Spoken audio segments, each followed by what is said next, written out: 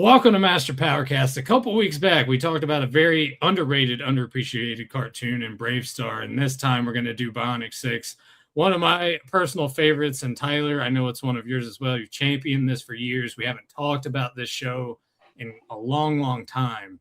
And 65 episodes of this show produced in 1987, because you got to have syndication. And the episode we're going to look at tonight, Bionics On, the first adventure, is actually the 10th episode to come out, and it's telling the origin of the Bennett family, how the rest of them got their bionic abilities. But I'm assuming the biggest reason you wanted to go with this episode out of the gate is because it's essentially an origin story for the Bennett family and for Scarab and his crew. Like it's done quickly, but I found it interesting, and thought-provoking of where does Scarab get this crew? And it's like I said, it's they don't spend a whole lot of time on it, but it's cool to know that there was an origin for both sides of the family, and both families, excuse me. Yeah, and it's it interesting, wasn't just like here they are, and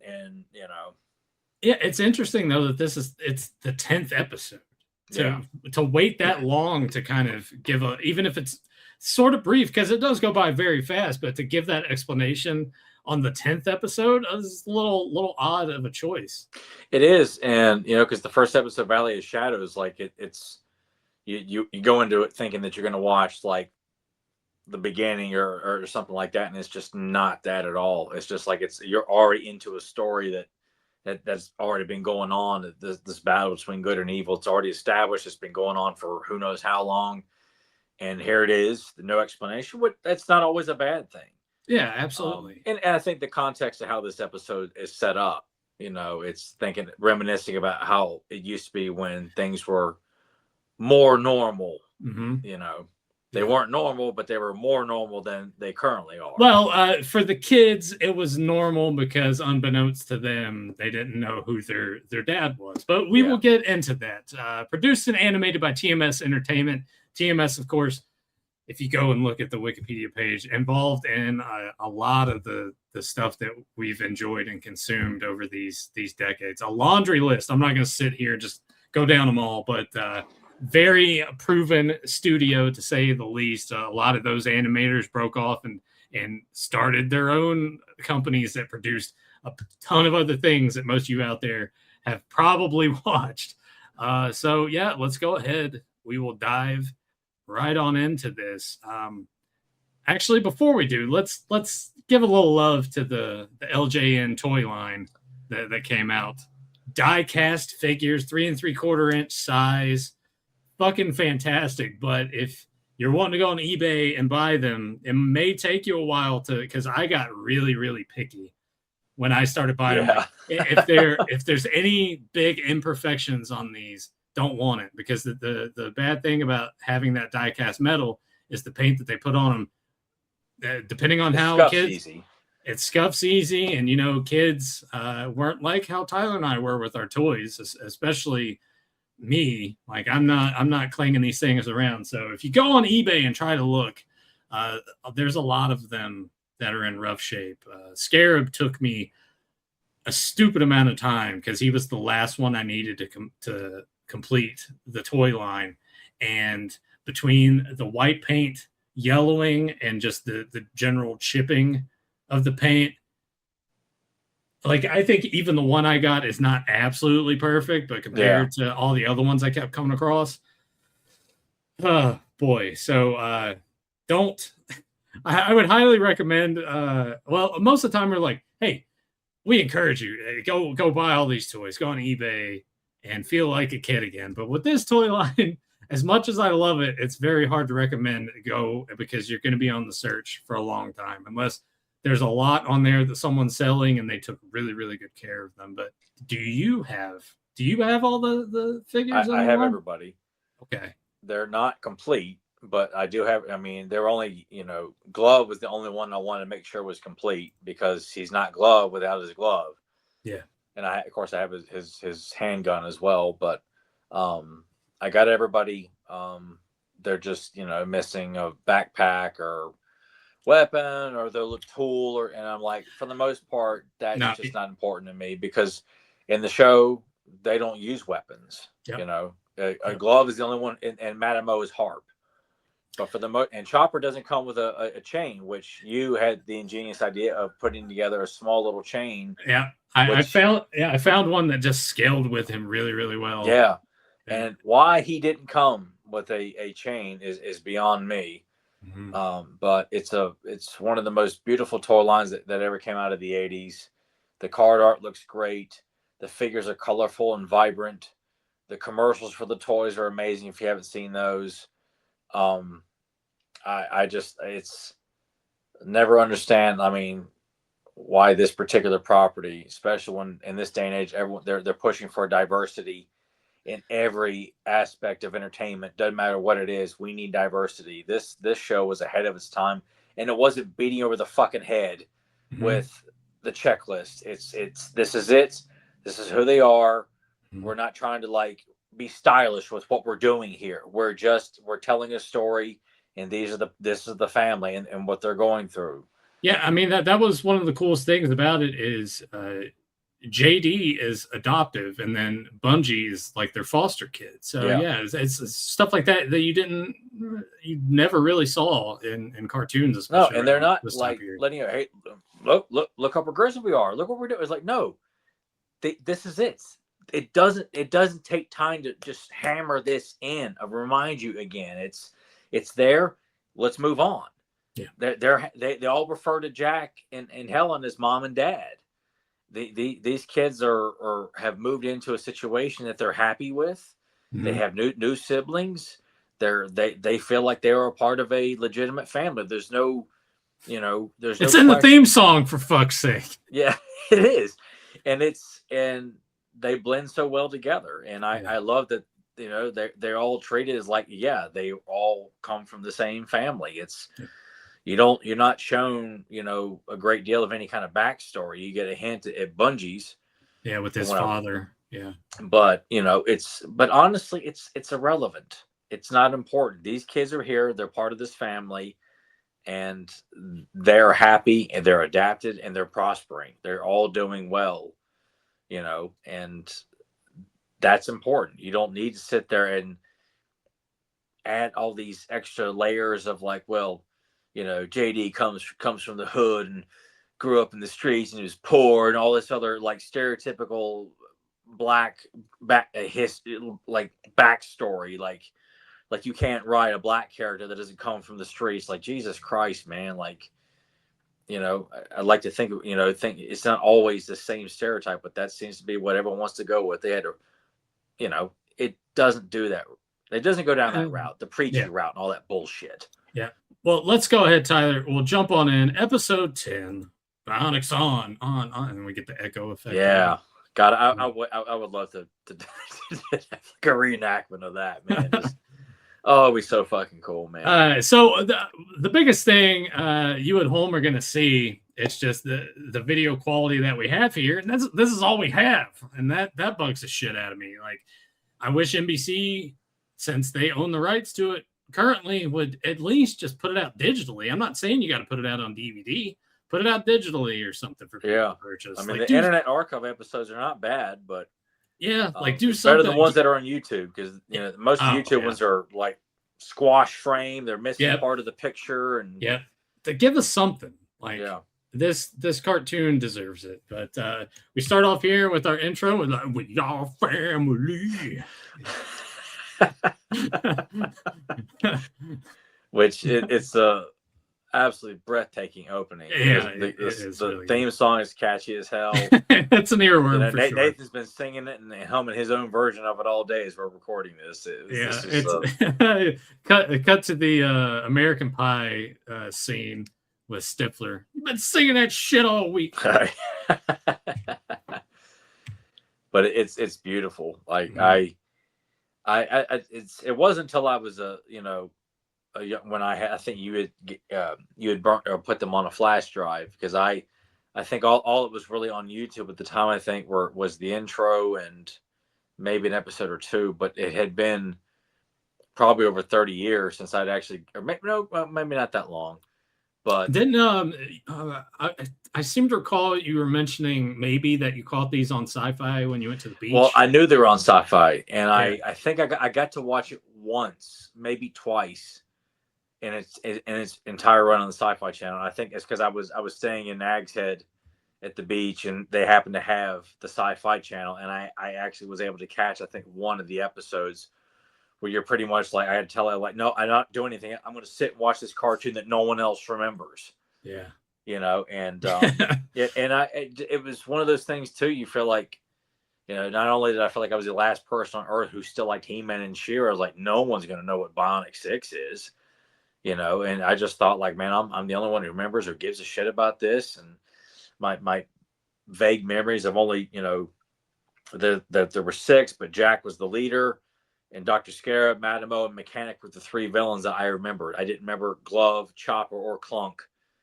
And the underwater base, always remember the underwater base. But it was, it was so cool to know that even though there's no fucking anything in terms of fan appreciation, the fan art for this, is what Nathan's used here for our background. It's so. There's nothing. This show needs more love, man. It really does. Yeah, I mean, that's the statement that can be said about damn near everything that came out of the 80s in terms of animation. I mean, yeah, there were some clunkers and some ridiculous ideas for sure, but my God, this show. I mean, you show it to the right people, like, yeah, why isn't this more loved or celebrated or appreciated? Why is there no retro merchandise? Why have not no new toys, or someone's decided to pick up the license and release some prints, posters, T-shirts? I mean, could you imagine? I mean, granted, they would take forever to come out, and then you'd probably have a bunch of QC issues. But if like a Super 7 put out a 6-inch line of Bionic 6, I would much like Silverhawks and Thundercats before it, I would still be all over it. Oh my God, yeah, yeah, it's a shame, but because the villains themselves very toyetic. They're some of the most colorful and visually stylish villains of any of the animated series of the 80s. I mean, they're such a unique cast of villains. Yeah. I mean, you look at the Bennett family, and much like in Silverhawks, it's a little samesies between everybody, but the villains themselves are so. They all stand out. Like, they're a unit, but they all stand out. Whereas, like, the Bennett family, like, they all have well, they are a team, so there should be a kind of a unanimous style between them. Like, could you imagine Fluffy in that scale? That would be, God, dude. That'd be awesome. He'd be like fucking. He had to be, close to 10 inches tall, like, to scale him just right. And to think about it too, like, you could even, if you wanted to, push Fluffy, if they ever decided to maybe re-release the line somehow, if it's not Super 7 or whoever gets it, that you could make Fluffy, like, actually make, like, push buttons to make noises and stuff. Yeah, too. That would be. I mean, there's just so much you could do with potential. So much potential. Yeah, a lot of potential, and just to think that, why wouldn't it work? I mean, you could set up every damn toy line that came out in the 80s. It would all work today, given in the right hands. People are not out there trying to reinvent it for their own personal bullshit. Like, leave it as is. Why wouldn't kids or teenagers or adults who grew up with this, like, enjoy bringing it back and leaving it as is? Yeah. Not going through and trying to, I'm going to change this person. I'm going to change her up, and I'm going to do this to him, and because I can. But here, head smashed through a wall. Here is our title card. I'll try my best. A story by Gerard Baldwin. You kind of look at it, the way the quality is like, oh, Gerard Butler. Teleplay by Francis Novier. So we jump in here to the beginning. Jack is getting home. He makes a point when he walks through the door. Oh, 4 a.m. It's like, yeah, all right, man. Long night. Probably. Is it established here, like, what he was doing and all? And was he hanging out with the professor? I'd say that would be my only. It's got to be the logical thing. He's either hanging out with the professor, or he's out doing something as Bionic 1. Like, he's on some sort of mission, maybe. Probably something that maybe he just, like, what, regardless of what my family can do, I would much rather take this on myself and just tell the kids I'm working late with the doc. working on some experiments or some lab work, and it could be a multitude of things. But knowing, I would say he's probably working with Professor Sharp on something, probably. But 4 a.m. he needless to say gets home late, decides to check on all the kids. So he goes, he's shutting TVs off, checking in on everyone. He wakes Meg up when he's taking off her headphones. She's like, "Oh, hey, Dad," and he's like, "Yeah, go back to sleep." It's a very natural interaction. Like a father just wants to check on his kids, and if they happen to notice him, like, you're fine, just going back to sleep. That's what a typical good parent would do. And even Eric is talking baseball in his sleep. I figure, if I always associate Eric with you because of your love for baseball, like when you were younger too. Like when we first met, you had the Atlanta Braves fan, and I just think about like your affinity for baseball for such a long time. So I figure like if Nathan's gonna be any member of the Bionics, it could be Eric. Yeah. Yeah. I mean, there was a point in time where it was just baseball constantly, and then obviously in the colder months, like I switched more to basketball and hockey. But yeah, baseball took up a lot of my time as a young youth. Like once I started moving on from toys there for a little bit until I met you and you sucked me back into it again. Yeah. Yeah, like my room was covered in all types of sports cards. My dad made shelves that had the slots in them, so you could put all of the cards that you put in like the plastic sleeves. Yes. He made little slits for those, so I could like slide them on and actually properly display cards. Because I think this is kind of well before you could really buy like frames or displays. Card frames, yeah. So, or even those little wooden plaques that you could put a card on inside and then hang it on the wall there with just a card on there. Yeah, so each wall, because I don't think it was like that too much by the time you came over, but each wall represented a sport. So like you walk in, this wall was all baseball stuff. Here's all basketball stuff. Here's a football wall, and I had a little bit of hockey memorabilia. Yeah. And then like in behind my bed was various posters. So there's a lot of Atlanta Braves posters, but Ken Griffey, Penny Hardaway. I had a bunch of pennants, like old, because dad really likes all these too, and we still have them packed away somewhere, like old pennants. Didn't matter the sports or the team, but if they were just really old and like the logo was really old, like, so I had those running up against the top. So I mean, big into sports. We watch all the QVC specials. Oh yeah. Because it's like, oh, we're gonna have. So I have like a Nolan Ryan autographed baseball certificate of authenticity. I have an autographed Ken Griffey Jr. rookie card. Gosh, man. I think I got like an autographed Hank Aaron card. Holy shit. Yeah, so we were buying. Dad was buying shit on QVC all the time because they would like pop up. And I'm like, Dad, this is on the TV. It's like maniacally dialing the number because they only had so many. And of course, you see at the bottom, it's like 800 sold. And you're like, hurry up, get to the thing. We got to buy one. So sports for me around that time period from like 8 years old to about, probably because I played baseball until I was 15. So like that time period there for like 7 years was very sports heavy. And then I got out of sports. I'm like, corn, man, and new metal. And then I met you, and then it just circles right back into action figures. Yeah, cat nostalgia comes into your life there, and it's just... and then that part never left. Like once I met you, and then I started collecting action figures. Like the collections would display wise downsize and then become this again, but it never left. So thanks, man. My pleasure. But yeah, Jack's checking on everyone. He goes to the bedroom, notices Helen's not in bed, and he's like, "Oh, well, where could she be?" And this is when he runs into Fluffy. And when he runs into Fluffy here, I would have to listen to it again, but I swear, like that first noise that comes out of him sounds like a fart.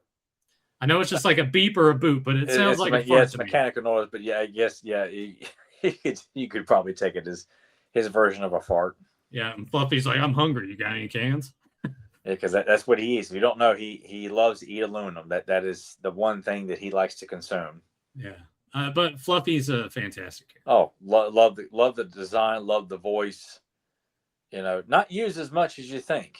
Yeah, I was about to mention that because I had no memory of him as a kid. I didn't recall seeing him in the show, and which he probably was. He just didn't leave an impression on me, I guess. Yeah, very underutilized. You would think with a character like that, especially one that's gonna be the one that you would think hero wise is really gonna appeal to the kids. And he's not used in the battles much at all. He's just kind of there for a fun moment here and there. He'll get involved with the story from time to time. Yeah, there is an episode where he kind of like turns heel for a second, right? Yeah, I think so. Yeah, there's one where him and Mechanic are kind of fans of like the same kind of like it's like a Voltron Power Ranger show, and they both want to go and meet the star of the show, and all hell breaks loose. But Jack, he finds Helen. She's watching home movies, and then he sits down on the couch and she's talking. I'm reminiscing about how things used to be before all this. Back when the family was normal, they didn't have powers, and it was just him, and the kids were just kids. Yep, and the kids are wishing them a happy anniversary. And she's reminiscing about the house they used to live in, which is not the current Bennett house that they live in right now. It's just a very simple house. I mean, that's still a nice house from the shots there. Absolutely, it definitely looks like a very traditional house. It doesn't have a futuristic aspect to it like what the show has. Like it's like things have really progressed in the time that or maybe it's because they were just like kind of living in an old house in general, and it was maybe not a house that was more up to date with the more modern technology that the show showcased when the kids are at school or at the mall or out and about. But we get a little transition sequence, so we're going back to the past as she's reminiscing. We start off here. There's a TV report, and the reporter's saying something about the UN and Dr. Scarab, and then it kind of cuts off abruptly, and then we have Meg here who's working underneath the car, and she's like, "Mom, I'm fucking starving over here," and it's like, "Yeah, let's go get something to eat." So and they're all kind of celebrating the fact that, well, when Dad's not here, we can have fun meals. Yeah, we don't have to eat all this healthy junk. Yeah. But right after that, they make a point to say it's like, I miss him. I wish he was here eating. Yeah, and all they think he's just working with Professor Sharp, and he just works in the lab all day, doesn't know what he does, and they just make mention, Bionic 1 has saved the day in current affairs, and someone may say, well, how would they not know what Bionic 1 looks like? And you don't see footage. It's like you can almost believe that no one's been able to catch him on camera because of how fast he is, what he's doing. He's probably doing a lot of it in secret to where he doesn't want to get caught on camera. This is back in the 80s. People are not running around and being able to capture footage unless it was a news crew happened to be out and about. Yeah, I kind of equate it to like how they treated Batman in Batman 89. Yeah. Where he's just this elusive tall tale kind of thing. Stuff about but the only thing is that whoever he is, he's referred to as Bionic 1, and he's stopping Dr. Scare from doing all kinds of crazy, terrorist activity all over the world, and then that's all they know. Yeah, Eric with a little bit of foreshadowing when he says, "Boy, wouldn't it be great to be Bionic?" Yeah, fuck yeah, it would. Yeah. So then we get this crash landing out in the Himalayas, where it's like these creatures, the starship crashes into the snow. They emerge from it, and then this is when the family is actually on vacation there. Simultaneously, they're testing out the professor's new equipment, some new skis, man. Which I could see Professor Sharp easily just like he likes to tinker and come up with new ideas and thoughts and enhance technology. Like can I make these safer? Can I make these more enjoyable? What can I do to just improve modern, technology and advances? And gonna assume, because you sucked ass at ice skating, I'm gonna assume you've never gone skiing, right? Oh fuck no! I've only done water skiing once, and you thought I was bad at ice skating, man. Yeah. Yeah. I wouldn't want to try it now. I could probably do it better. I just Yeah. wouldn't want to try it because I'll end up pulling a leg, some awkward position or some shit like that. Like, it ain't fucking worth it, man. So Yeah, I've never been skiing. I've wanted to go snowboarding, but much like you, I kind of have that worry now that if I went to do it, I'm gonna like fall and just like hurt myself now at this point. well, and I I was worried about doing that years ago.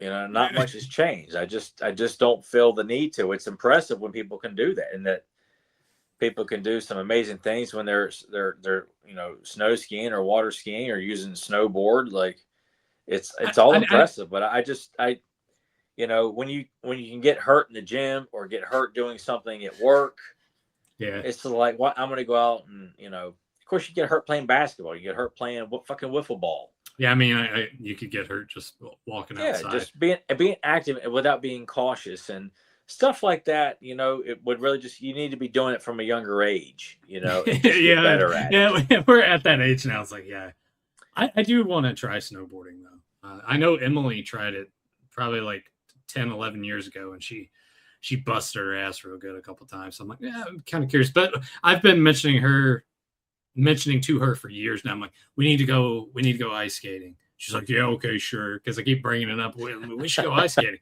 Yeah, all right.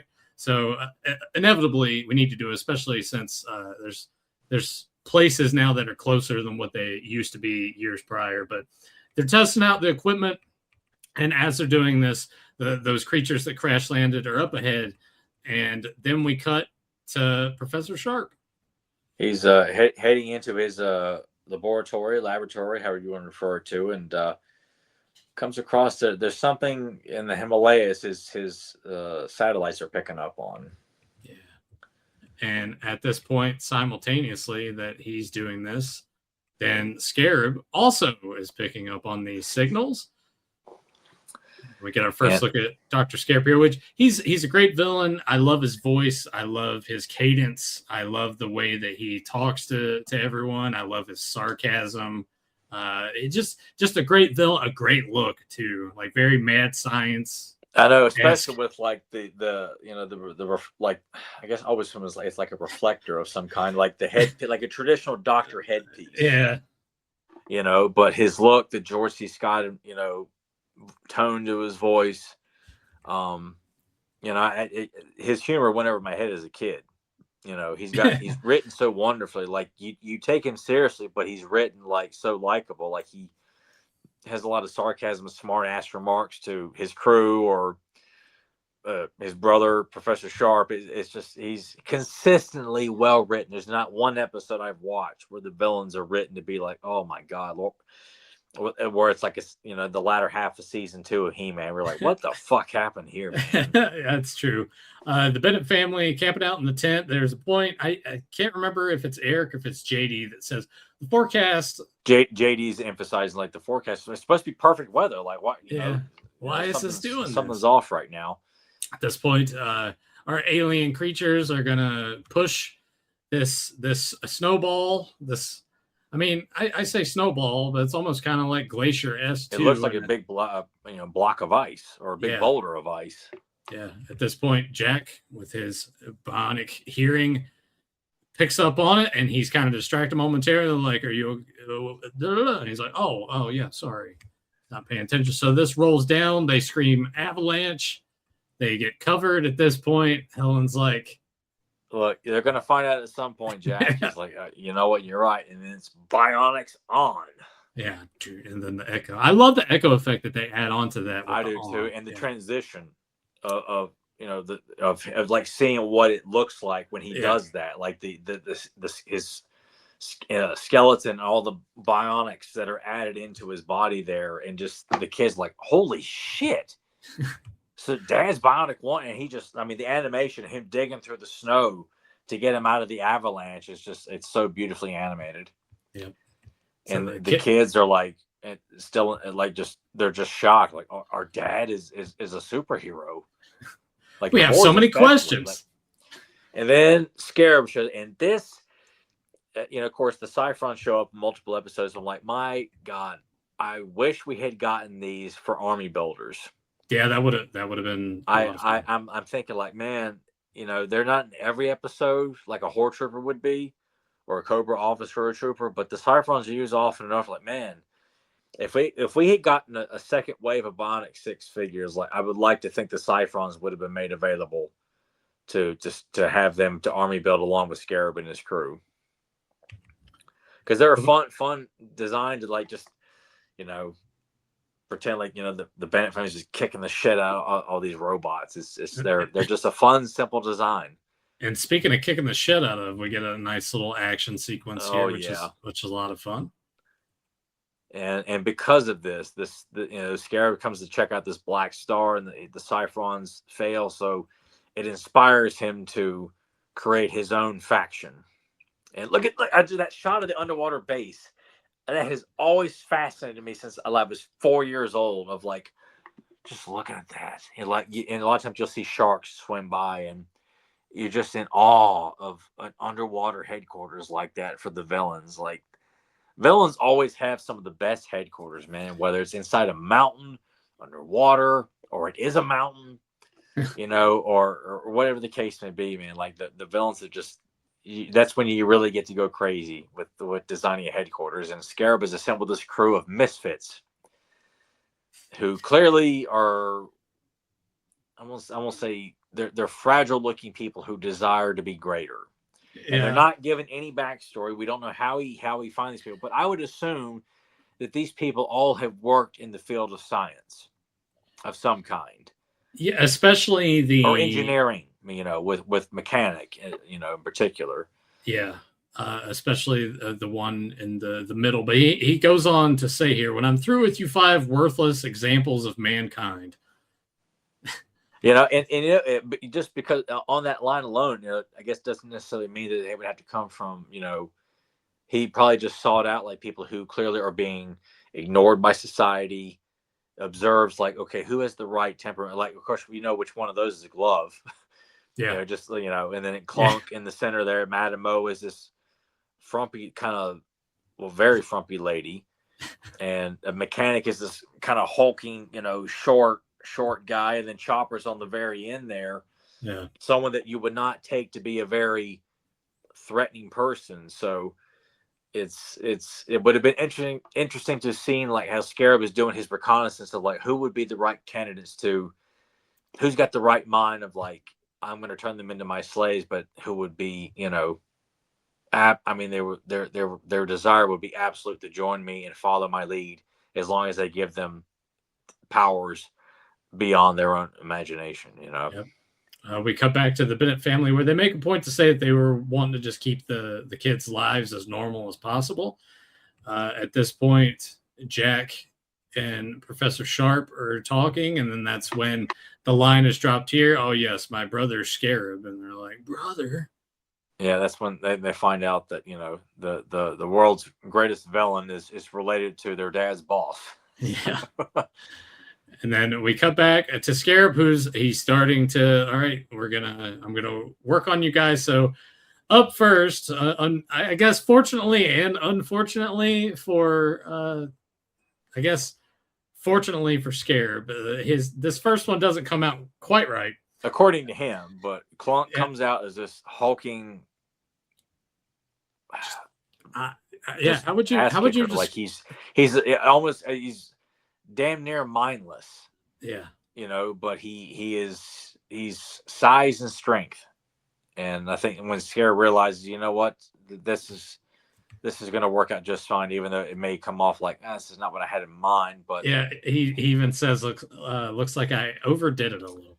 Yeah, but he's loyal, obedient, which I'm just repeating myself there, but yeah, he's going to work just fine. So then we go through. Madame O is the next one up, and the look on Clunk's face, like, oh my God, like, yeah, he's easily smitten, and so is Scarab, and boy, she has got one of the most striking designs on the show. The hair, the face mask, her skin is blue now in this tight fitting pink outfit, and her catchphrase of using in every conversation with darling.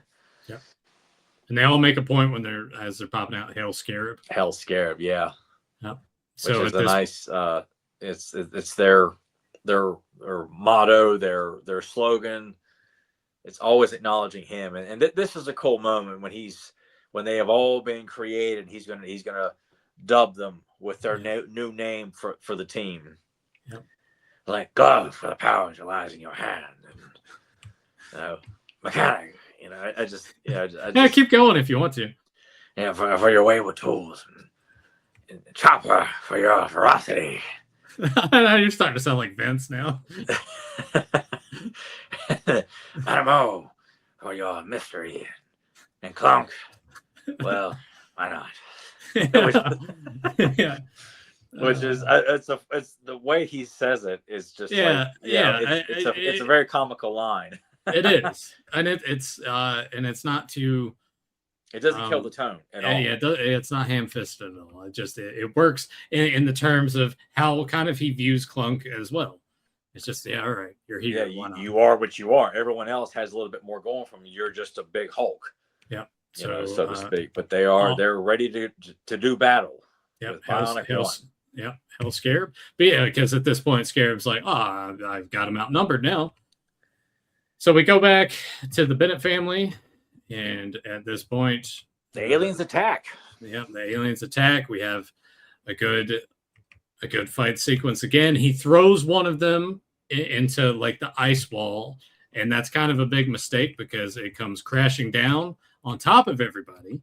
And then they all fall through the hole that was created from the ship crash landing. And he's like, I'm a family. So then he goes down, and Professor Sharp's trying to get in touch. And at this point, Jack's like, I killed my family, more or less. I mean, they're all in this kind of catatonic state, like the side effect, I guess, from being around the Black Star ship. Yeah, it's just kind of causes. It's like a radiation kind of thing. They're he can't tell if they're alive or not. In the moment, he thinks they're all dead. Yep. But it's not until I think he puts his head on JD and he hears a heartbeat and he's like, oh, good, they're still alive. And which let's take note here, because you can't see it in most of the shots we have. There's the sci-fi logo there in the corner. So at this point, he's like, my family's still alive.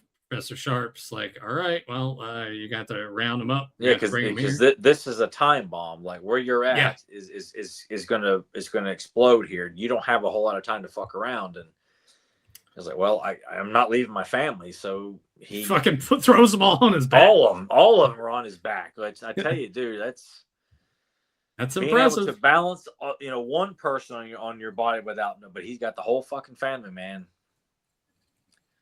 Yeah, suck it, John Cena, WrestleMania 24. Oh, yeah. Was Big Show and Edge.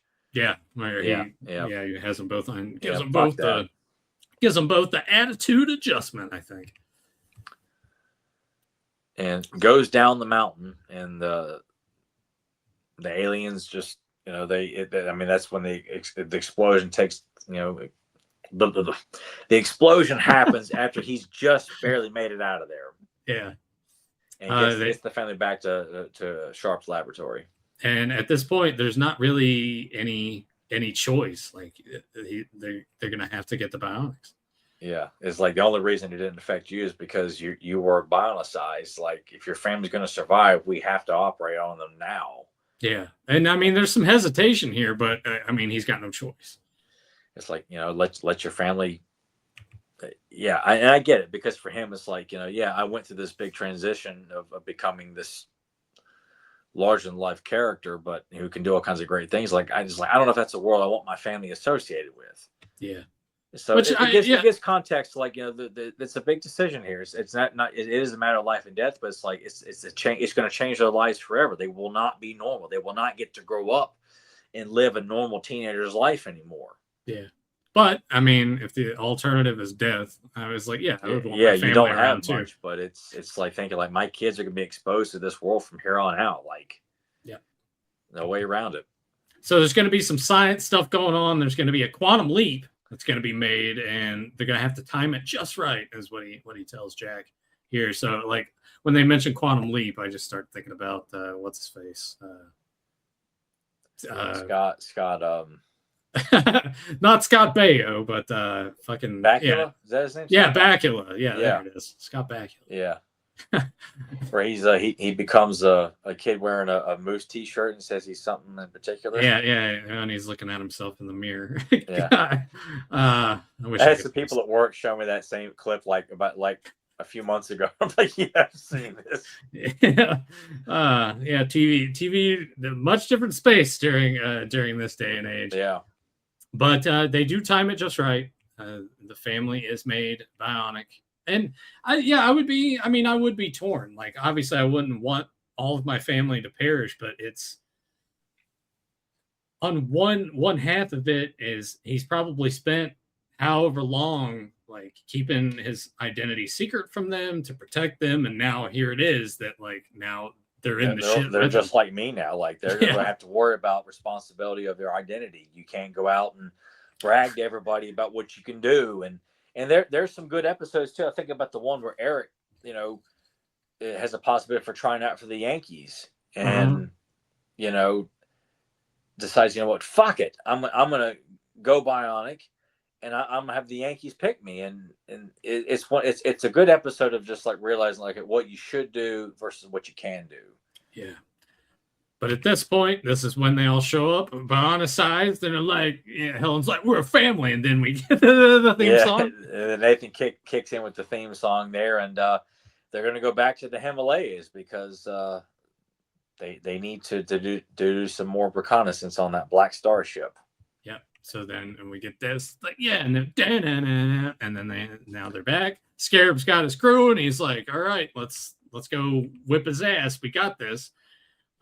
They're in the tent. They're kind of talking about like, Meg's like, yeah, I look cool now. I'm gonna go to the mall. And it's just like mother one's like, no, you're not gonna do that. You're gonna have to do like everyone else. Keep this a fucking secret, all right, Meg? Yeah. So then Scarab shows up. We get the Bionics on, and then they disperse. Scarab's still thinking at this point, it's just Bionic One's the only one out there. Like I'm like, he's just anxiously awaiting to, unleash his whole crew, while everyone's just waiting to attack here. And with his eyepiece there, can detect where he's hiding at. I found him. Like, all right, go kick some ass. Yeah. Well, it's like right here. He shoots the rocket behind him first, so then it opens it up. Then he tells everyone to attack. Then we start getting a good schmoz, and that's when the rest of the family starts fighting. We get like good stuff going on here. And voice cast wise, like the only one obviously that sticks out to me just in hearing it is Bungie, of course, because I'm like, oh, it's Leonardo from Brian Toshi. Yeah. From the 90s Ninja Turtle movie. So when he pops in at one point, he's like, hi, yeah, I'm like, all right, Leonardo, man. And I kind of have to wonder if at any point when they're casting the Turtles film, if someone's like hearing him as Bungie and they're like, that's our guy. I would like. That's what I would like to think. Yeah, I would like to think that too. I wish we had gone to that one year he was at Mad Monster. That was during that many stretches where we just said, fuck this, we're not doing this anymore. And he was at one of them in Charlotte. Yeah, and I was like, God, I wish we had gone to that in hindsight. But yeah, we do that a lot. It's like, yeah, it could have gone, but in these small spaces and bigger crowds and stinky people, it's like, man, is it? Yeah, we have a good interaction because like we could ask him, because I'm sure I'd ask him about working on the Octagon, Revenge of the Nerds, and of course Bionic 6 and definitely Turtles. But I think bringing up Bionic 6 to him, I think he would probably be very appreciative because absolutely. Because I'm sure no one talks. Yeah, everyone's it's just gonna be Turtles, which that's great. But yeah, in Revenge of the Nerds, but man, I would just bore the shit out. I was like, about, hey, you're Bungie, you're Karate One. But Frank Welker as Glove and Mechanic, man,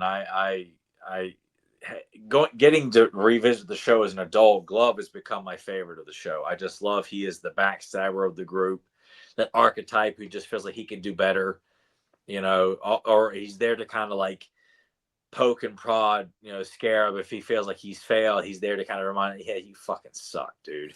And it's a shame that he didn't remember the role. Yeah, Frank Welker had no memory of working on the show, and I was going to try to have it set up on the Blu-ray bootleg, and it wasn't showing up on the camera. I'm like, fuck it, Yeah. Which, if you want to go check out that interview, it's on the channel. Just just kind of click on videos and scroll down and find that, because I think arguably out of all the ones that you did in that little interview series during COVID times, I think that one was your best. Which I'm glad you feel that way. I was pretty fucking proud about that. Yeah, especially, I mean, you're getting Kermit from Muppet Babies that he's doing for you too. It's just he's going to it's so good. Like, oh my god, it was so fucking cool, man. He was such a sweetheart. He loves his fans, man. He just that's what makes him and Peter Collins so special, man. Those guys, they know their voices are so beloved, and they're not afraid to do the voices for people, man. Yeah, but a lot of good action spots here. Oh god, yeah, beautifully animated. I think like the one when Glove is firing at Bionic 1, and Eric leaps in and just smacks the blast with his bat and knocks the fuck out of Glove. That's a beautiful segment there.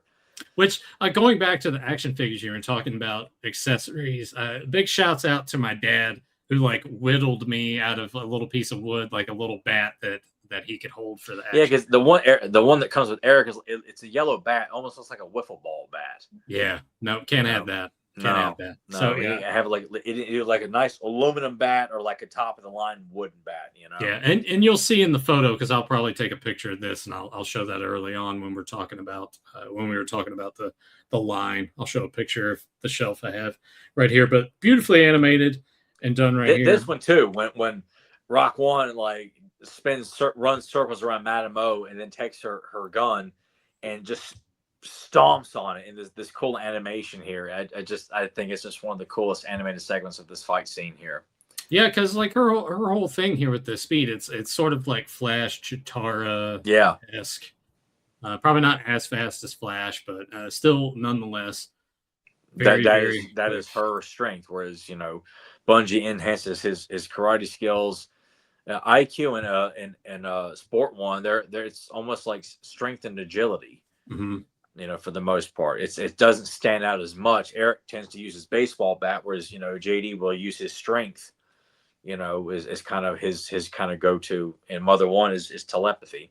Yeah, I'm kind of curious about everyone's opinion on Chopper if they're watching it for the first time and how they feel about a lot of his. I get why you didn't like it. Like I'm perfectly fine with it. And it's not bad, but I think they overuse it just a little too much. Yeah, it's like his trademark, and I could see people getting irritated with it. But I love his look. It's a great look. It's a great look, and I see, and I wish he'd been given his own like Chopper, like a Dr. Scarab created like a motorcycle, like this death cycle for him. Which it would be cool if.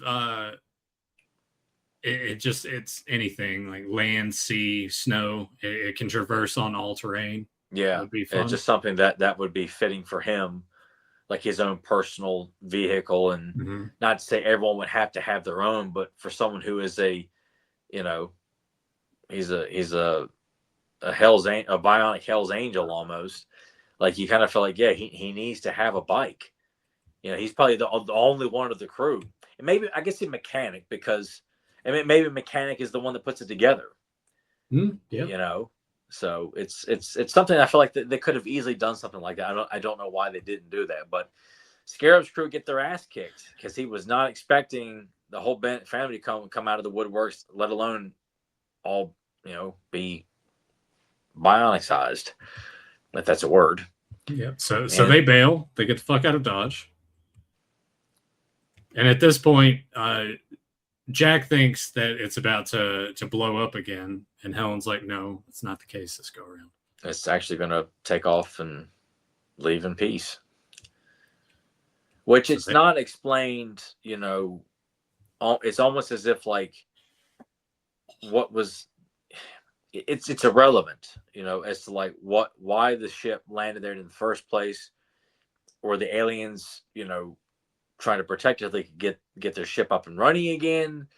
Were they causing chaos? Were they just, didn't know where they're at and who these people are? All we know is like they're around our ship, and we got to, Yeah, it's irrelevant. It doesn't matter. No, really. It just it just jump starts the idea that this accident with the avalanche is what caused the family to become the Bionic Six. Yeah, it's just one of those right place, right time kind of moments for the Bennett family. But that's when the feed kind of ends, and it turns out they fell asleep on each other watching that, but then they wake up because they get a message from the kids on here. It's like, hey, and it's like, huh? In case we forgot, we wanted to let you all know. Happy anniversary! So yes, that is the when they wake up, that is the morning of their current anniversary there. So that just shows the kids, even though they have their own lives and their own interests and things like that, they still always remember that their parents mean the most to them, and that they always want to celebrate that, which is a nice little closing touch that these kids will never forget. And then they embrace. We get the panic shot, and then credits. We are family. Get the instrumental of that. I fight for them, they fight for me. Yeah, Nathan's got to cut his own album of 80s cartoon themes. Down. Yeah, so there's the TMS. And then Bionic 6, 1987. So there it is. That MCA TV. Yeah, the old MCA logo at the end of shows. God, love it. Very nostalgic. Yep. So there it was. There's Bionics on the first adventure, episode 10. Tyler, out of 10. What do you give it? I give it an 8. It's a fun episode. I love seeing that Scarab's crew get an origin as well. So it's more about that and seeing them clash with the Bennett family for the first time is what makes the episode for me. And that there was a point where these kids, had no idea what their dad did, and it's just nice to see that there was context to it. It wasn't just like they're all they're all part of this experiment and they all went in together. There was a reason behind it. It was an emergency, not given a choice. So I think the origin story is a very fun story. So I give it a solid 8. Yeah, I think 8 is a good score. I would even say maybe drop it down a little to a 7, just based on the fact that there's not much to it other than just a quick origin. Yeah, and I won't argue that. It's no, I couldn't argue that. I like I said, if it's you could break it down and nitpick it if you really wanted to, but I feel like you're kind of missing the point if you're really going to go that way, because you just don't have time to go into great details for a children's animated show in the 80s. You don't. You just can't have everything you want there. So yeah, I think 8 is a good solid landing spot for this. Obviously, they're like episodes that exceed that and are like the best, like you get with most of these shows. So yeah, once again, just interesting that they waited until episode 10 to do this. But in a way, that's kind of a positive, because you're just so used to these shows having that type of story the first 2-3 episodes. Yeah, to set up like what this series is going to be about. And because, not all of them, go that route. Thundercats gives you an opening. He-Man doesn't. They'll introduce the characters, but it's not an origin story by any means. She-Ra gets an origin story. Yeah, I guess when you think about He-Man in terms of that, you probably don't have to concentrate on that too much when your intro to the cartoon basically explains. It gives you the origin, it tells you what.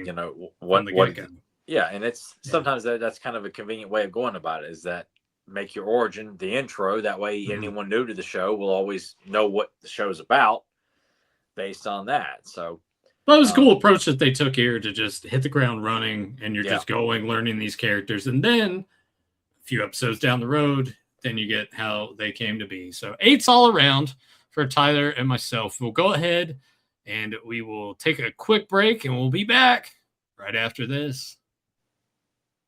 These are Super GoBots, the mightiest GoBots of all.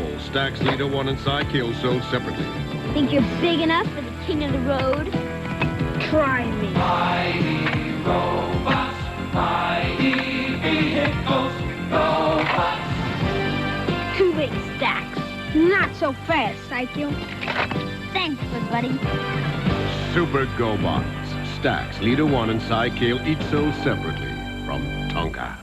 It's about speed, strength, size, and skill. Game over! In the battle to save the world, If my $20 billion are not delivered, the hostages will die. these heroes We're coming!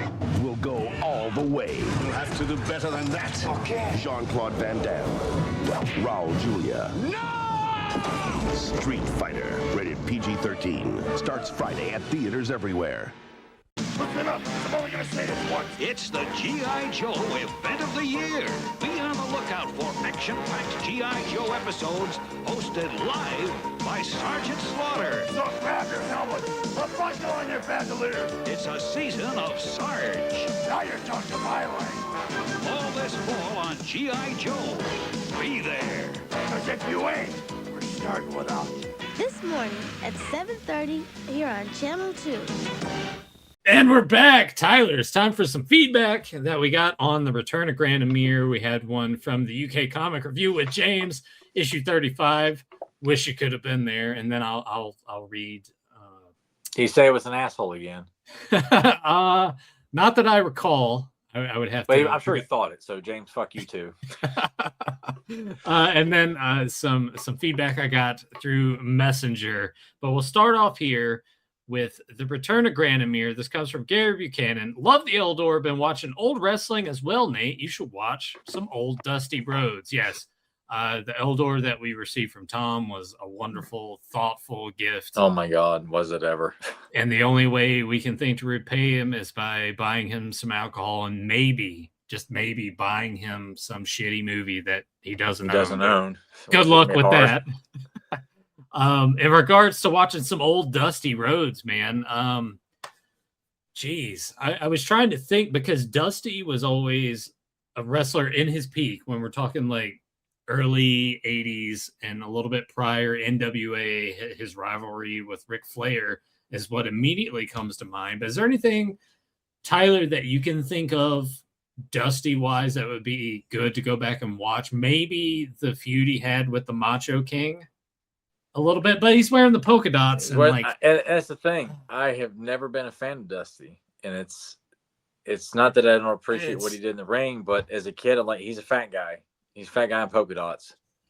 That's how he was introduced to me. And I'm like, that's how. I mean, to be fair, that's how he was introduced to me too. Yeah, and I know he has got rabid fans who grew up with him or even go back and watch. I just have never had a desire to go back and watch Dusty's matches. As celebrated as he is with the career he had, you know, I've just never had that desire to sit down and watch what would be considered one of his top tier matches ever. Yeah, I mean, if I'm gonna recommend anything to you, and I can't get specific with this because much like you, it was the polka dots. So obviously you want to check out his NWA stuff, especially his promos. His promos always the good stuff. I think that's why people are drawn to him, because it was like that not like everybody, but he just looked like a common man, you know. Well, but that was part of one of the reasons I never took to him, is that when I see a good guy, he needs to look like an alpha male.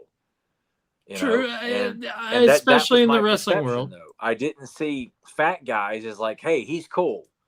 Yeah. You know, I just see this fat schlubby guy and doing the. It just didn't interest me. It didn't as a kid, but as an adult, like I probably could appreciate. Like I said, I just never like. I need to sit down and watch a Dusty match. Everyone talks about how good. I'm like, oh, I've heard promos. The promos are fine, but I just.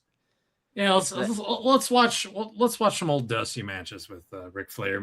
He's probably had some wars with Terry Funk along the way. I'm sure, yeah. Yeah, but it's weird though. As much as I love wrestling, like Dusty in terms of matches is someone that's eluded me quite a bit. So Cody, don't come and hurt us. Yeah, I'm just being honest, as honest as legitimate wrestling fans can be. He was just not someone ever took to. This next comment comes from Parker Luck. What's that? we'll kind of I'll read the first half of it, which we can bypass. So we'll kind of focus a little more on the second half, more so in terms of you, Tyler. I can answer the first half honestly. Okay. How many times have either of you seen not only the new movie trailer, but how many times have you seen the Secret of the Sword movie? So in terms of the new trailer, Tyler's watched it once. That's a one and done for him. I've watched it. I think 4 times. Just to kind of, yeah. Why? Well, I guess I just had to take it all in. But how many times have you watched Secret of the Sword? Several. I won't say like as much as I've done in particular episodes, because it has its moments. Like I like the beginning, and when obviously she or Dora realizes who He-Man is, and when they realize what who the family is and the backstory and all that. It's got some good moments, but there's a lot of clunkiness in Secret of the Sword that's not as polished as the rest of the series would go on to be. So I haven't watched it as much, but I've watched it enough. Yeah. Secret of the Sword for me, I've only watched one time. Actually do have the film reel print of it digitized, so that I need to sit down and I do have the movie poster autographed by Alan Oppenheimer when he was an asshole to me. I have the movie poster as well. Folded. Yeah, mine's folded too. Yep, in a frame, and it's down in the basement, sitting next to some of the other frames because I have like Space Mutiny, Hollywood Chainsaw Hookers.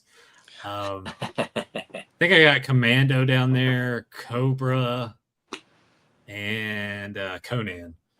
Our next bit comes from the UK Comic Review, issue 35. This comes from Jordell Fresh Breeze. I saw Eternia for sale once in a toy shop in the UK in the 80s. I'm not sure if it was widely available everywhere, though. Examples, Toys R Us, etc. I think it was 70 euros. I'm going to fuck that up. 70 pounds. I don't know the metrics over there. He put in parentheses $100, which was very expensive for a toy at the time, way out of my price range. Because James was talking about never really seeing the Eternia playset over in the UK. Yeah, in fact, I don't remember seeing any of the play sets or vehicles to purchase back in the late 80s. It was just the figures. Mm-hmm. I did see the Dragon Walker to purchase at Toys R Us in the early 90s, like 1990, I think, on clearance. Wow, that's really late in the game for that. It was. That's why I was shocked, because I was like, oh my god, like it's the Dragon Walker. It's in a Toys R Us. Yeah, because the New Adventures shit is out at that point. I think, and at that point, I don't think I didn't see New Adventure. And it may have been even later than that. It's before my parents divorced. So it was like 92, 93. That's nuts. 91. That's weird.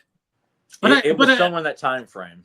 But I guess at that point in time, like, they could just let shit be on the shelves and collect dust a little bit longer. Yeah, or they pull it because they got to rotate new product out, stuff that just hasn't sold. And like, I just remember seeing it on the clearance shelf down a few aisles from the action figures, and just like, oh my god, like seeing that box art and being denied, no, you can't have that.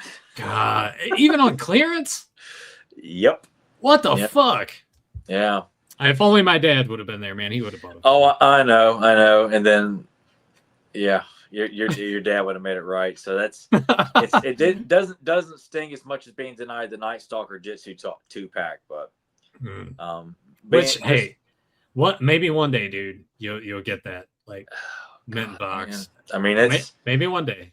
Yeah, it would fuck yeah.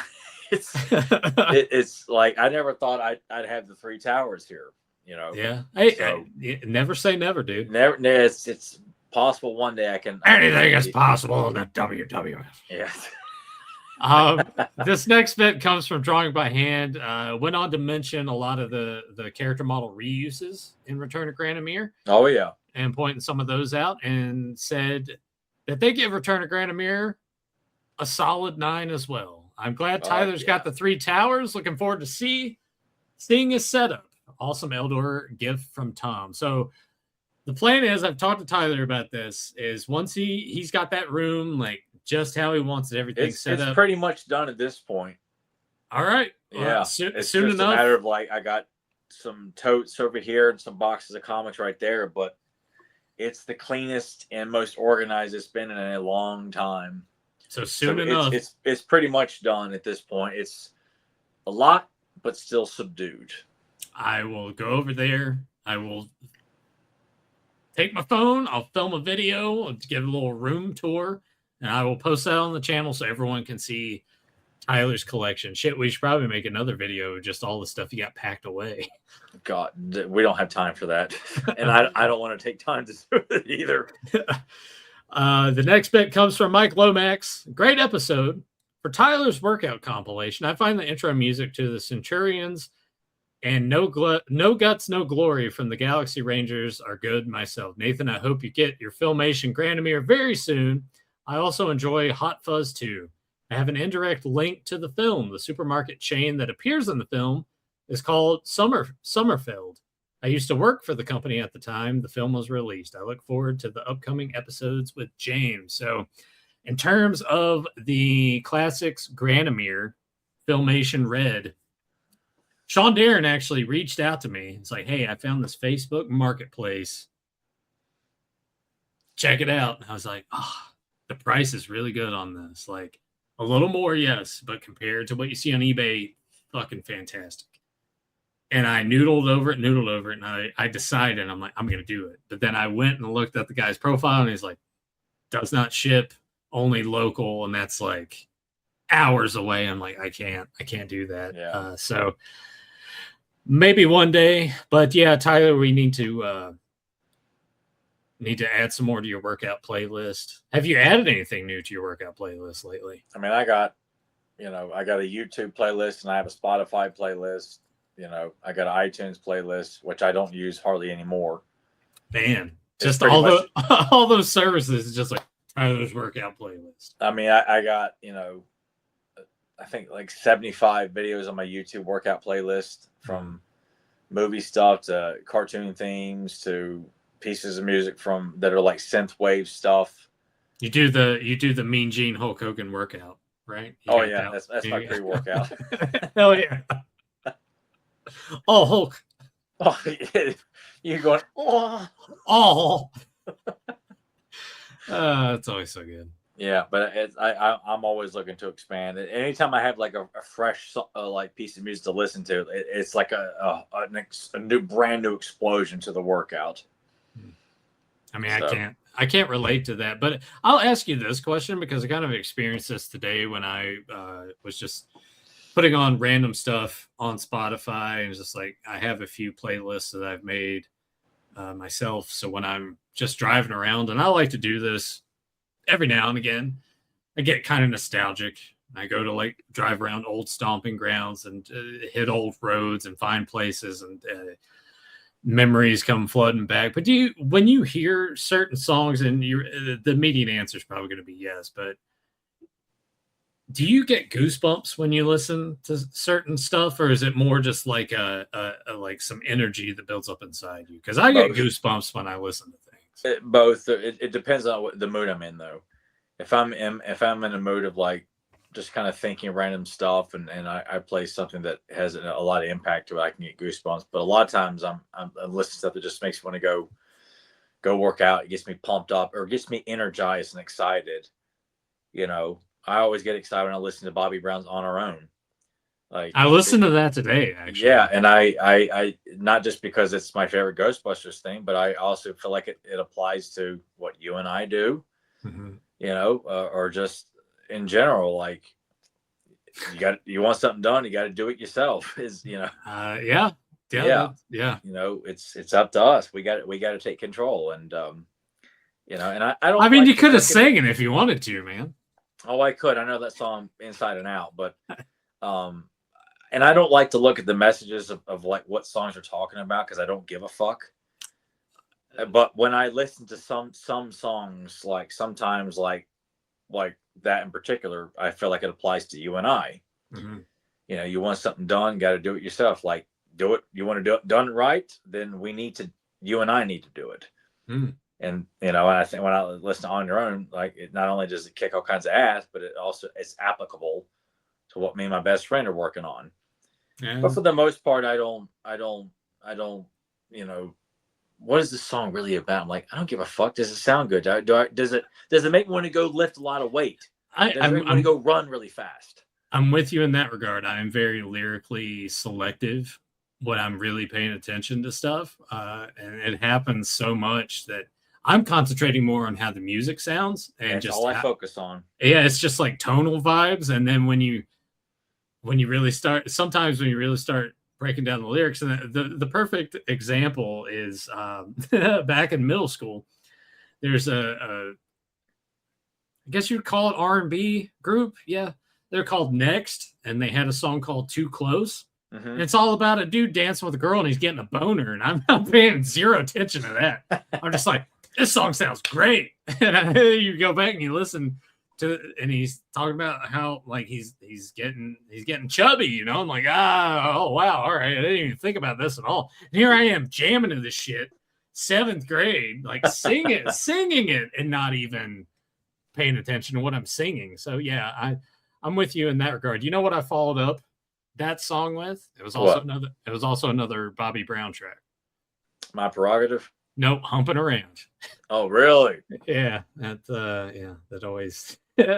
was always a good one. I mean, there's some songs like from that, like Telvin Campbell's "Can We Talk?" Like that was one I used to like reminisce about the girls I had crushes on back in elementary school. Like that's what I think about.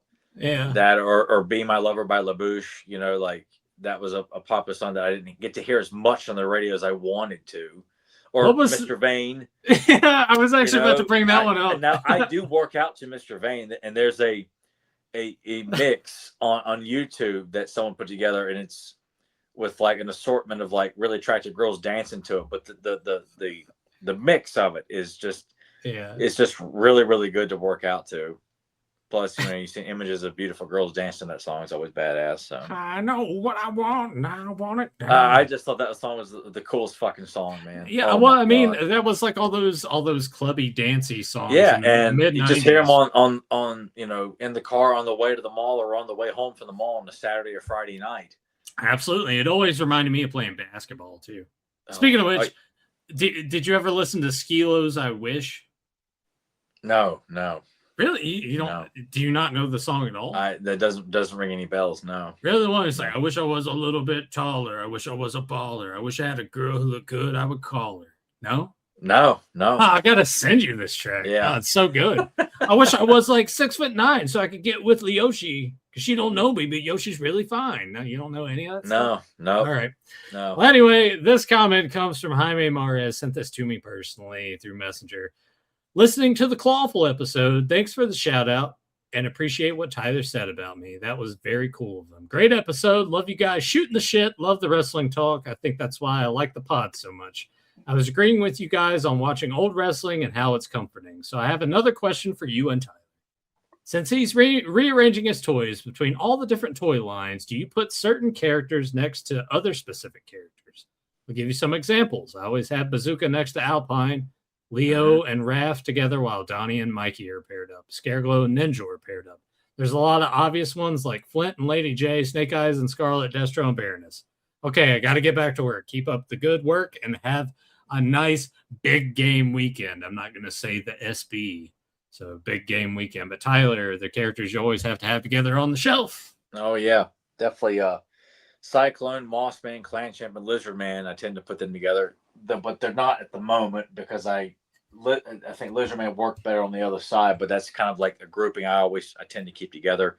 Jitsu and Clawful, Cobra Khan and Web Store. Too Bad, close by with either Jitsu and Clawful or Blade. G.I. Joe, I like to keep a lot of the martial art characters together, like Quick Kick and Jinx next to Snake Eyes and Storm Shadow and Scarlet. That's what I did on my show. It's certain choice favorites I have, close to you because I like to envision like Outback and Tunnel Rat teaming up with Snake Eyes and Storm Shadow on a mission, or a Beachhead, and that's in Spirit. I like having Spirit near Snake Eyes as well too. So I tend to do things like that a lot with a lot of my displays as well. It's something I've kind of carried over for years. Certain characters I've always displayed together. Yeah, it kind of goes that way with Marvel Legends too, Yeah. especially when there's like a lot of team ups. You gotta put. I mean, I keep my top here like Captain Wolverine and Daredevil and Spider-Man, and they're always grouped together, you know, because that's in near Ghost Rider and some of the street level superheroes. Speaking of Ghost Rider, did you see the pre-order? I see it, and I got no place to put it. So I went ahead and pre-ordered it because I'm like, I gotta have it. Do I have so like? All right, gotta make room because I love classic Ghost Rider Johnny Blaze, but I'm like, fuck, it looks really good too. It looks really good, but I'm like, man, I'm just in the process of downsizing shit, man. Like I even boxed up a bunch of GI Joes and Marvel Legends I have not put up because I have no place to put them. Oh, that's sad. You and I have been talking about this kind of extensively on and off the past couple of weeks of just. And I'm happier for it just because there's stuff out of the floor. I have no regret about it because I can't do it. Yeah, but eventually it'll come back around. I mean, hey, I got them. The day will come when I'm like, you know what, I need to pull those guys. But for right now, it's just getting everything looking better than it was before. I'll save those for when we do our next episode. There was Johnny in our premiere chat for the Clawful episode that left some stuff in there that we will cover on the next episode. But yeah, because that kind of gets us back in that conversation of, I probably shouldn't have pre-ordered that. And I guess what I'll do, because as you can see on my screen, you can see a little bit. Here's a wheel right here, so I guess I'm gonna set that Johnny Blaze right. Well, I mean, because I have the Dan Ketch on the bike on display on a separate shelf because he's not going to fit with the rest of them. So if I absolutely wanted to do, I could find some way, but put them together. That's what you're gonna have to do. How long is the pre-order up? I mean, it's on Big Bad. You can. Oh, okay. You can just order it, dude. Okay, so there's time then. So it wasn't exclusive to Hasbro Pulse. So oh, thank God. I was gonna say, everything goes up. You're like, oh, I'm sorry. You have a life, you got other responsibilities. You miss out. I'm like, I actually got an email today that the Jada Toys Street Fighter Akuma is processing soon. So there's another Street Fighter figure, but I actually I got space for that because I have a Street Fighter shelf. So gotcha. No, I'm actually going to move the GI Joe classifieds to the same shelf with the Marvel Legends and the Cobra classifieds. Ooh. And clean up that shelf. Where are you going to put on that? I'm going to put the Snake Eyes bust and the Storm Shadow bust, and maybe some of the GI Joe VHS tapes on there. And just lean it out so that way the vintage stuff is center stage, and then a couple of miscellaneous Joe items like a lunchbox. So it's not so cluttered and packed out like it's too busy with stuff, Did you see Toy Snobs put up a Pee-wee's Playhouse lunchbox that's got some goodies in it? No. Go check it out, dude. It's pretty cool. It's like a pencil bag, like a keychain, some buttons, some 3D glasses. But the lunchbox looks fun. But they also have a blanket that's like that old, like that. I can't remember the artist that did all those drawings. Yes, yeah. He did the stick-on tattoos and a lot of. Yeah, I thought about getting this blanket that's on there. It's only $40, and I'm like, that looks great. So I don't know. The Playhouse blanket. There it is. Yeah, look at that, dude. God, that looks amazing. Yeah. Hey, I mean, you can always have room for a blanket, man. Right there on the. That would recliner. Be a bad one to get because I'm like, a Pee-wee's lunchbox. I mean, that would be cool to put on display, but the blanket I feel like has more of that. I don't know. God, that does look cool. But again, if it's got stuff, I'm like, it's just gonna. Be in the way. I'm like, I'm just not going to do it. I'm not going to do it. I know we can't do this. But going back to Jaime's comment, I recently with my turtles, I've been putting Raph and Don more together, and I think that's just a combination of my two favorite turtles. Favorite to play as, favorite to play as favorite turtles, but also. If you want to really toss that in there, it's like those are the two turtles you and I always pick when we're playing together when we play the turtle game. That is very true. I'm always picking Don. You're always picking Raph. Yeah. Even though Raph, when is arguably, I think, probably the worst one in the video games because he has the short range, whereas he doesn't have the Mikey's range. got the long range with the nunchucks, and of course Leo and Don speak for themselves with their range. No, but I think just naturally, I was drawn to Donatello in the games.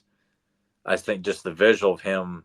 I mean, the bow staff always just looked cooler with how they animated it in the games too. I agree, and I think that stemmed from the very first game. Like, you and I got to play Shredder's Revenge at some point. Yeah, we do. Yeah, I got to come over there and just play some SmackDown with you, and you can do your commentary, and we'll play some Final Fight.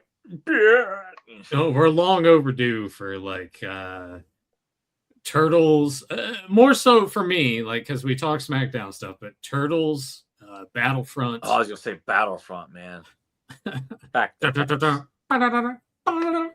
Yeah, we gotta be the Empire and kick the shit out of the Rebels, man. Yeah, and put it on a hard difficulty, so we just spend hours just going back and forth. Fuck, man. Like, I'm trying to recapture Yavin. Like, oh. Yeah. Who's gonna be Bantha? Play those and playing some Final Fight and kill Chewie. Yes. Yeah, Kill Chewie and Star Killer. Those are our names. Yeah, that was it.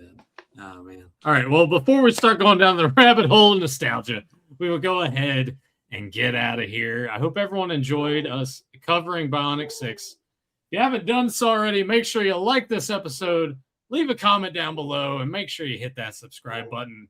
And until later, let the power return. It matters to me. I may not make an honest buck, but I'm 100% American, and I don't work for no 2-bit Nazi.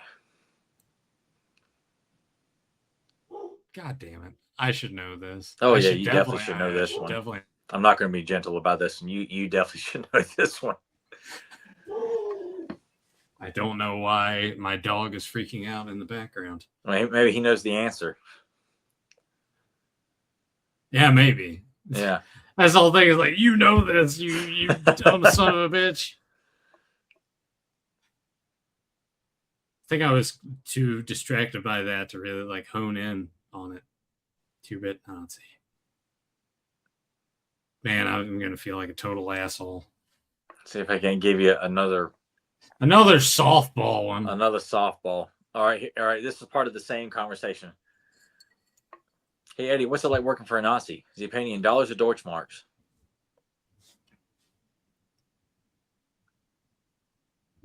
Here's another line. Relax, Frankenstein. You ain't bulletproof. I do. I just make me feel like a dumbass. All right. All right. Just do it. Just tell me what it is. The Rocketeer.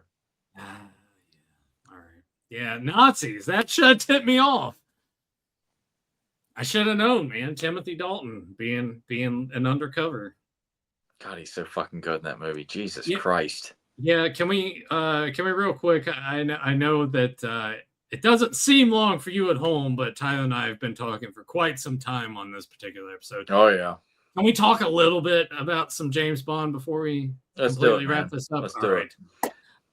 The only Daniel Craig movie I have left to watch is the last one, No Time to Die.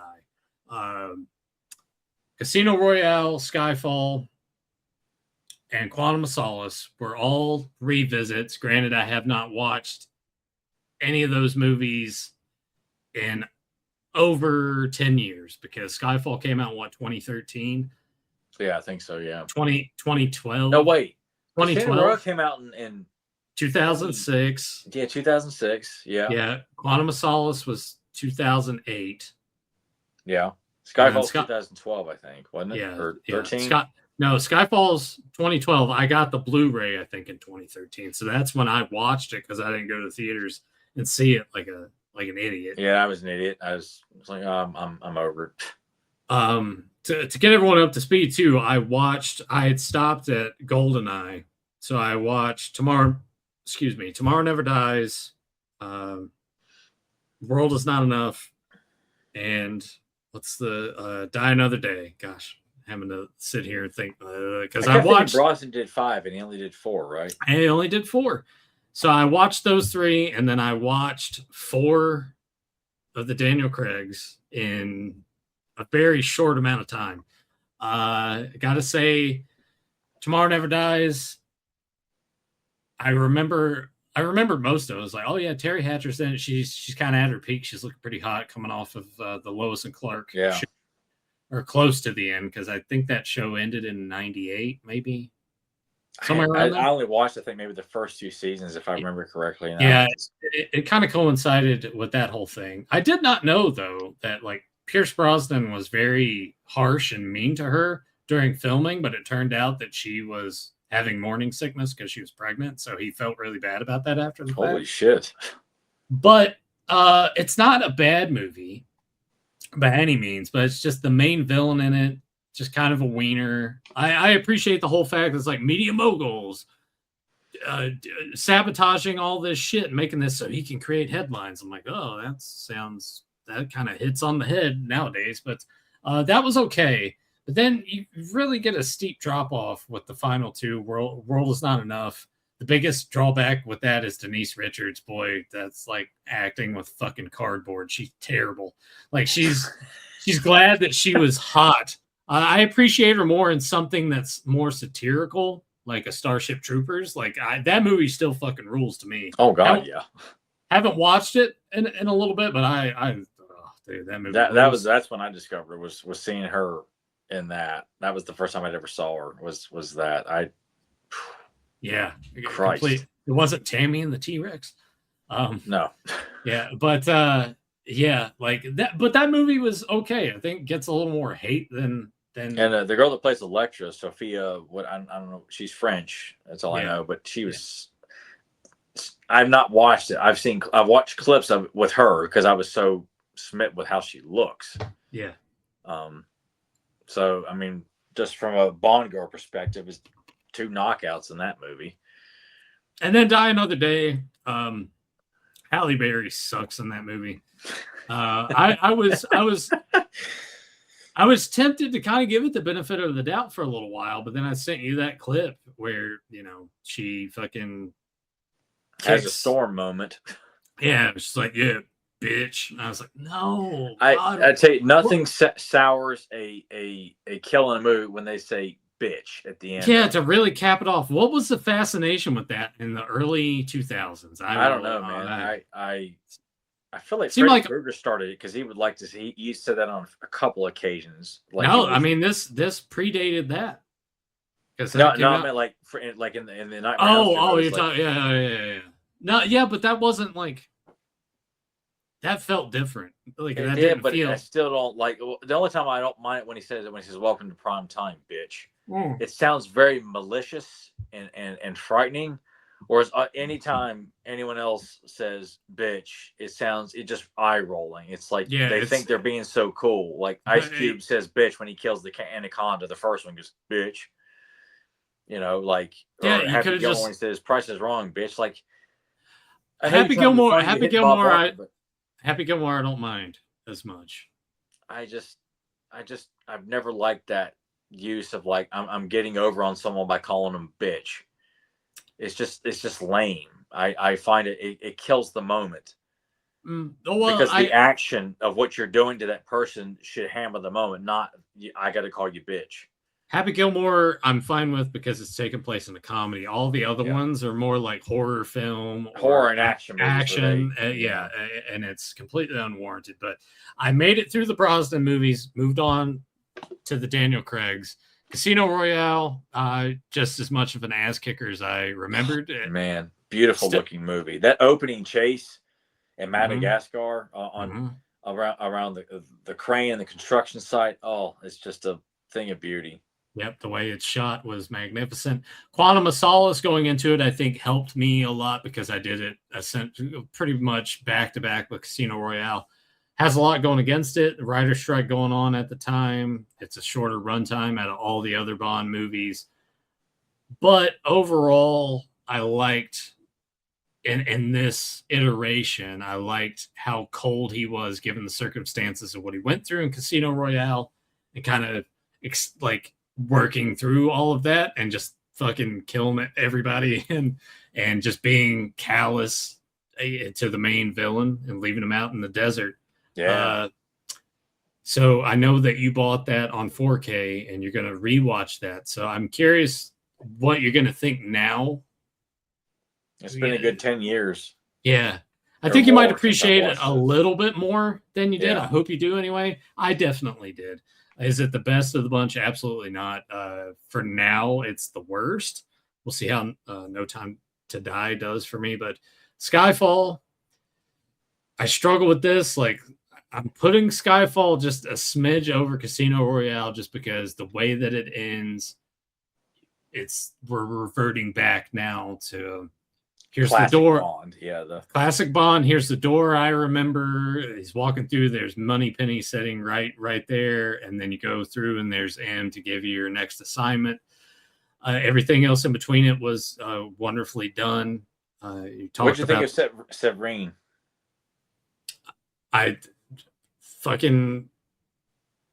I loved all of it. Yeah, like every bit of it. Like the Shanghai stuff. Oh yeah.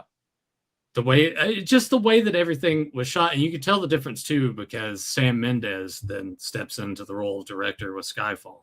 So you can tell there's a distinct stylistic difference between Casino Royale, Quantum of Solace, and then going into the Skyfall. But it's a beautiful looking film.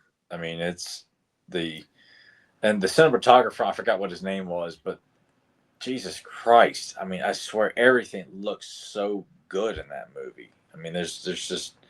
It's a breathtaking movie. I mean, the visuals, the acting, the music, the just, and Severine's so fucking hot, and Moneypenny's so fucking hot too, man. Yeah, her in the in the casino, the way everything is like lit in orange, you know, and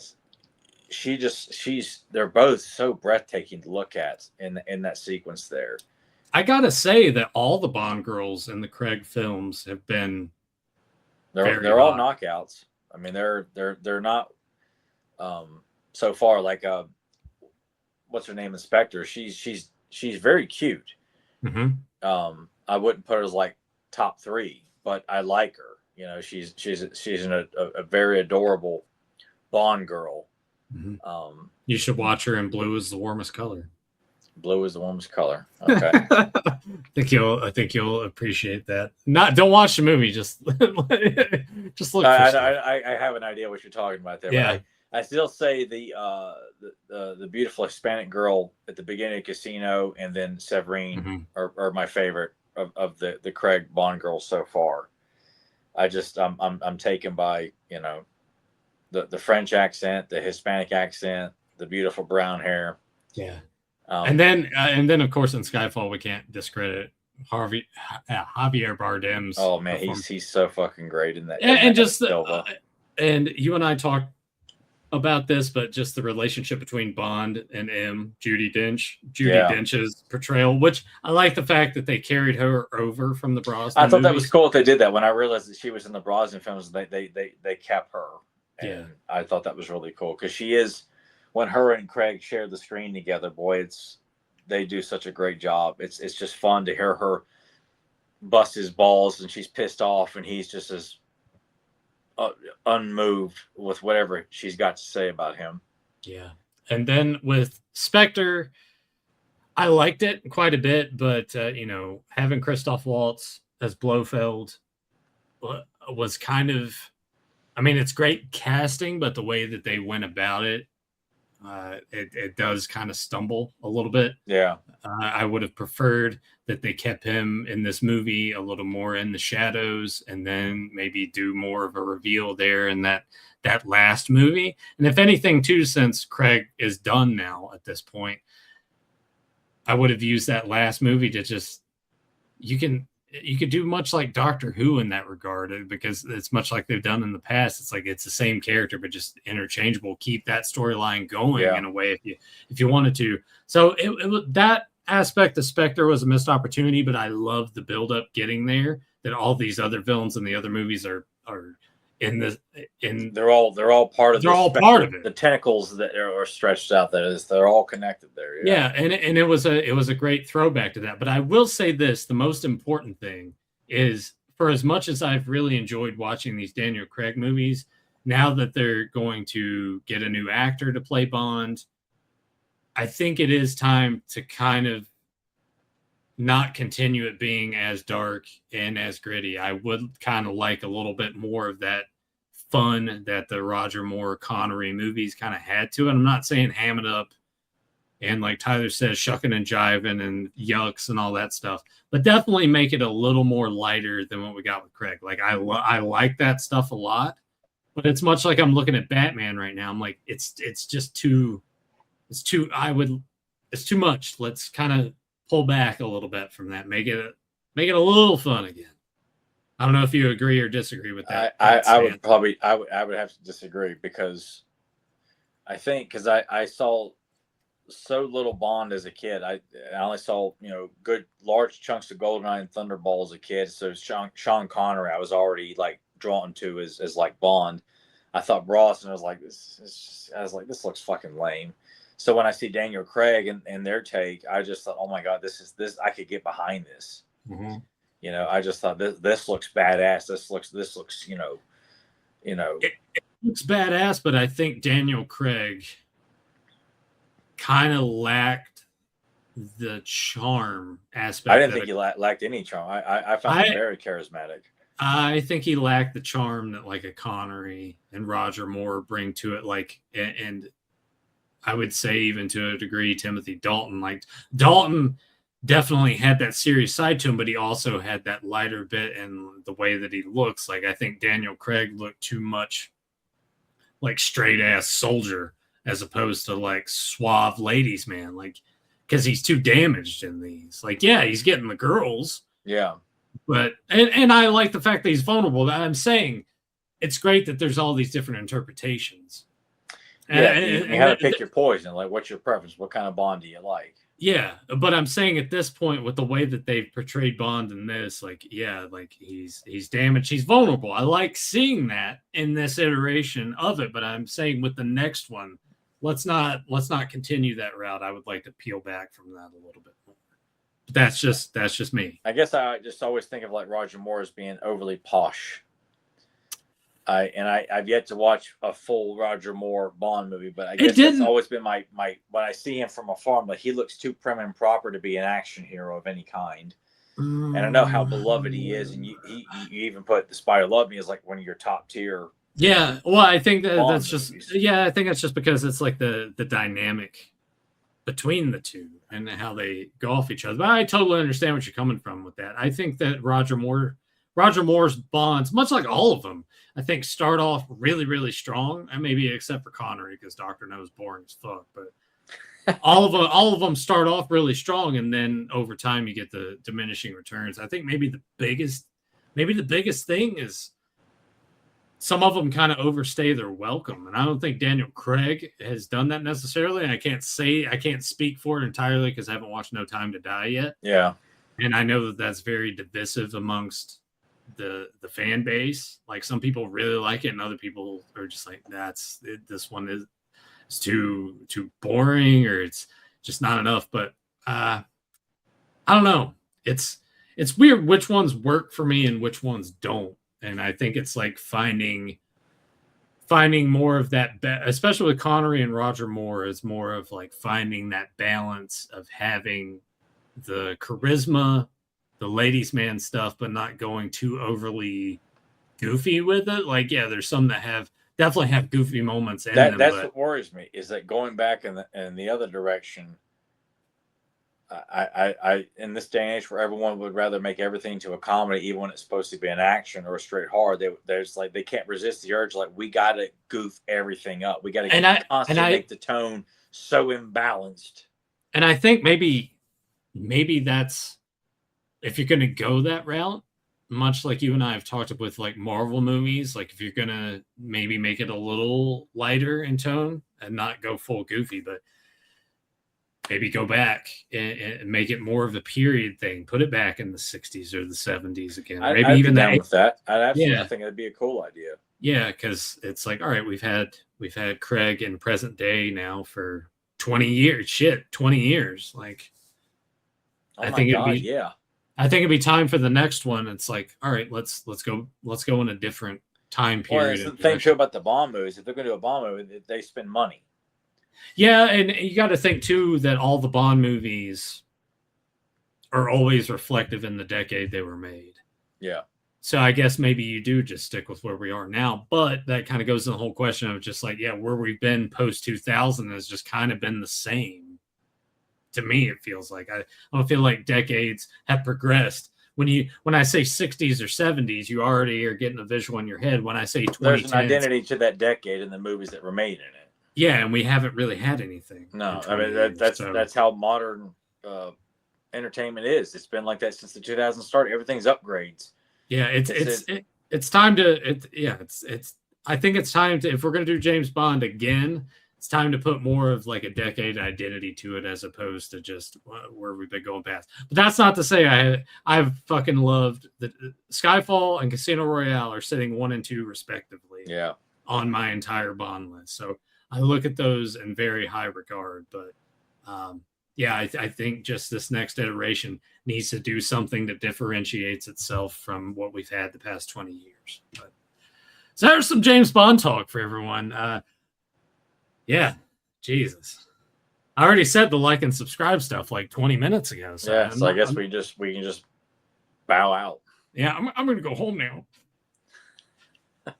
Thanks for watching, everybody. Thanks for your time. Like I said, I'll think about it. no time. Give me an answer. Get a new president. We're still at war, Pliskin. We need him alive. I don't give a fuck about your war or your president.